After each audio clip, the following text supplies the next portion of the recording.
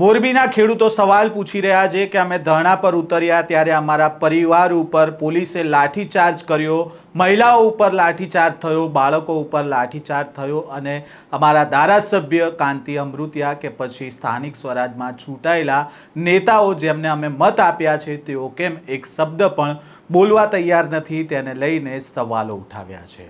શું છે આ સમગ્ર મામલો, વાત કરીશું આ વિડીયોમાં। વૈષ્ણવજન તો તેને કહીએ જે પીડ પરાઈ જાનાને રે। નમસ્કાર, નવજીવન ન્યૂઝમાં આપનું સ્વાગત છે। હું છું જયંત દાફડા।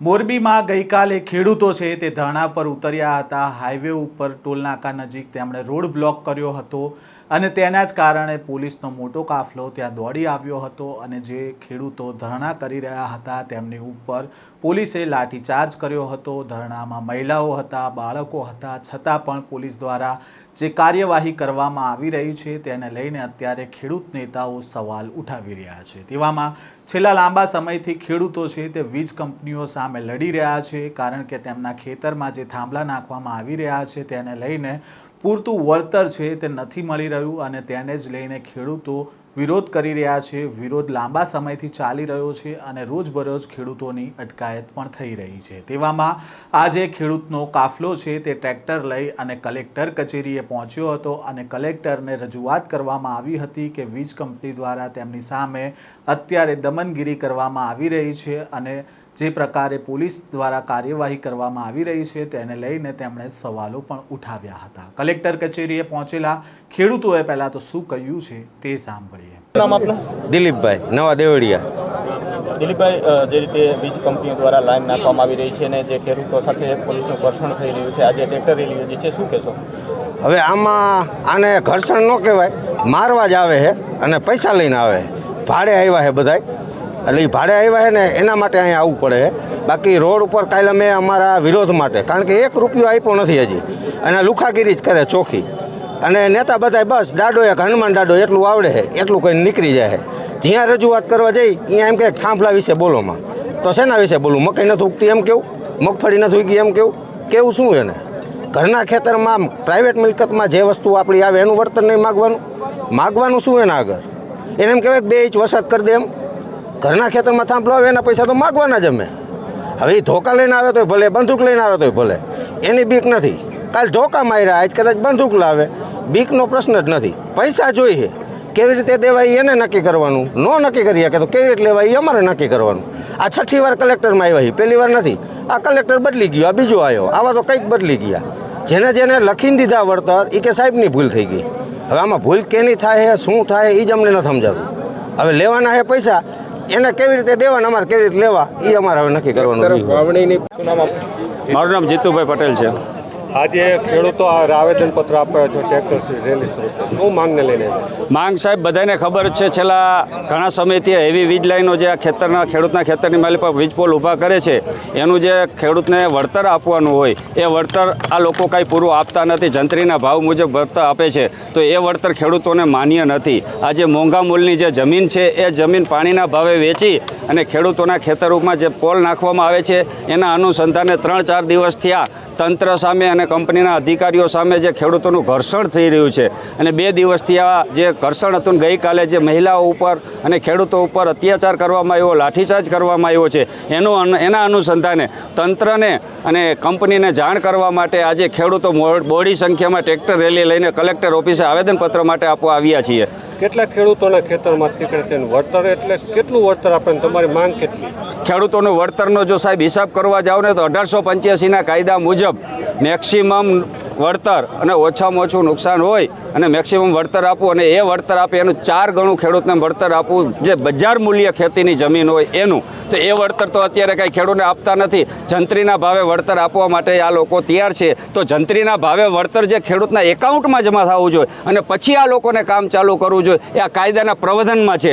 પણ એ લોકોને પણ આ લોકો તંત્ર અને કંપની ઘોરીને પી ગઈ છે। તો કેમ નથી સમજતા કે હું કહું 182 રૂપિયા લેખે જંત્રીના ભાવે ખેડૂતને વળતર આપે તો એ પણ કેમ નથી આપ્યું? અને પહેલાં કલેક્ટર સાહેબે શું કામ હુકમ કર્યો કે ભાઈ વળતર આપ્યા વિના કામ ન કરો? આ તો કાયદાના પ્રાવધાનમાં છે। તો એ વળતર નથી આપ્યું અને કામ ચાલુ કરી દીધું છે. અને છેલ્લે કલેક્ટર સાહેબનો આપણો મોરબી ડિસ્ટ્રિક્ટનો જે હુકમ છે 979 રૂપિયાનો, તો એ 979 રૂપિયાના હુકમના હિસાબથી ખેડૂતના એકાઉન્ટમાં પેમેન્ટ જવું જોઈએ, પછી કામ ચાલુ કરવાનું આ કાયદામાં છે. મિત્રો, જે આ જેતપર ખેડૂતને અન્યાય થાય છે અને 1 મહિના પહેલાં સ્થાનિક સ્વરાજની ચૂંટણી ગઈ. સ્થાનિક સ્વરાજની ચૂંટણી એટલે સ્થાનિક નેતાને ચૂંટવાના. આપણે બધાએ ચૂંટીને મોકલી દીધા. એક પણ નેતા, તાલુકા સભ્ય, જિલ્લા પંચાયત આપણી મુલાકાતે આવ્યા નથી. આપણે મારે છે બરોબર, કોઈની મુલાકાત લીધી નથી. અને અત્યારે બધા એમ કહેતા ચૂંટણી ટાણે મોટી મોટી વાતો કરતા, બાયટું દેતા. અત્યારે એક પણ નેતાએ નિવેદન આપ્યું નથી કે જેતપર ગામમાં જે થાય એ ખોટું થાય છે. અને અત્યારે હવે ને હનુમાન દાદો એક મોરબીમાં હતો, હવે હનુમાન દાદો અદાણી દાદો થઈ ગયો હોય. એટલે હવે આ બરોબર, એટલે આપણે હવે આગળ શું કરવું, આખા જિલ્લાના ખેડૂતને હું આહવાન કરું છું. હું ઘાટીલાથી આવ્યો છું, વેજલપરથી, ખાખરેજીથી, નાના પેલા બધાથી આવ્યા. સંગઠિત થાવ, નકર આ અદાણી કંપની આપણે અહીંયા એના ગુલામ બનાવી દઈ છે. એટલે આ નેતાને કંઈ તમે રાજીનામા દઈ દો અને એની ગુલામી કરવા વહી જાઓ, અમે અહીંયા વહીવટ કરી લઈશું. તમે અત્યારે નથી આવતા તો કેદી આવશો? અમારે જરૂર જ અત્યારે તમારી. જય જવાન, જય કિસાન. ટંકારા તાલુકાના જબલપુર ગામથી ભાણજીભાઈ ફેફર. હું બાપદાદાથી મારી જમીન છે. જમીનની કિંમતો અત્યારે ગુજરાતની અંદર અને મોરબી જિલ્લાની અંદર ગમે અહીંયા સર્વે નંબર લેવા જાઓ તો 30થી 35 લાખ રૂપિયા 1 વીઘાના પર વીઘાના ભાવ છે. તો આ કંપની સામાન્ય રકમ આપી ખેડૂતના ખેતરમાં લાખો કરોડો રૂપિયાની નુકસાની કરે છે. તો એ ખેડૂતોને પોહાય એમ જ નથી. તો હવે દરેક ખેડૂતને, મોરબી જિલ્લાના દરેક ખેડૂતોને એના ખેતરના રક્ષણ માટે થઈને કલેક્ટર ઓફિસે એના રક્ષણ માટે થઈને એકુકી રાઇફલની માંગણી કરવાની જરૂર છે અને કરવાના છે. આવતા દિવસોમાં ખેડૂતનો આ નિર્ણય છે 100%.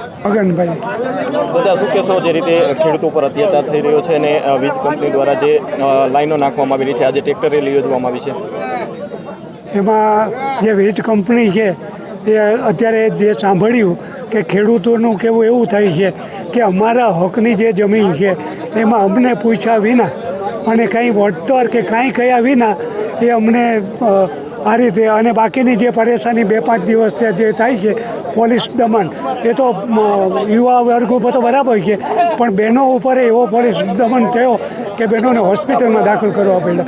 એટલે આ રહેમ કંપનીવાળા બેઠા બેઠા એને ખ્યાલ હશે કે નહીં હોય, પણ ગવર્મેન્ટે જોઈ અને આના નિવેડા માટે અને ખેડૂત મિત્રોની સાચી માગ છે એ માટે સરકારે ખેડૂત તરફી વલણ લઈ અને ખેડૂતોને જે એમની માગ છે પૂરી કરવા માટે પ્રયત્ન કર્યો. આપે સાંભળ્યા મોરબીના ખેડૂતો જે વીજ કંપની સામે લડાઈ લડી રહ્યા છે અને તેમને પૂરતું વળતર ન મળતા તેઓ છેલ્લા લાંબા સમયથી લડત ચલાવી રહ્યા છે. ખેડૂત દ્વારા કહેવામાં આવ્યું કે એક સમયે કહેતા હતા પોતાને મોરબીના હનુમાન દાદા, તે અત્યારે અદાણી દાદા બની ગયા છે અને સ્થાનિક સ્વરાજની ચૂંટણીમાં અમે જે લોકોને મત આપી ચૂંટણીમાં ચૂંટાયા છે, તો પછી અત્યારે એ નેતાઓ અત્યારે અમને જ્યારે લાઠીચાર્જ થઈ રહ્યો છે ત્યારે કેમ એક પણ શબ્દ નથી બોલી રહ્યા. તેને લઈને જે નેતાઓ અત્યારે ખેડૂતોના સમર્થનમાં નથી આવી રહ્યા તેને લઈને ખેડૂતોએ નારાજગી પણ વ્યક્ત કરી છે. આ પ્રકારના સમાચાર અહેવાલ સાથે ફરી મળીશું. નવજીવન ન્યૂઝ સાથે જોડાયેલા રહેજો.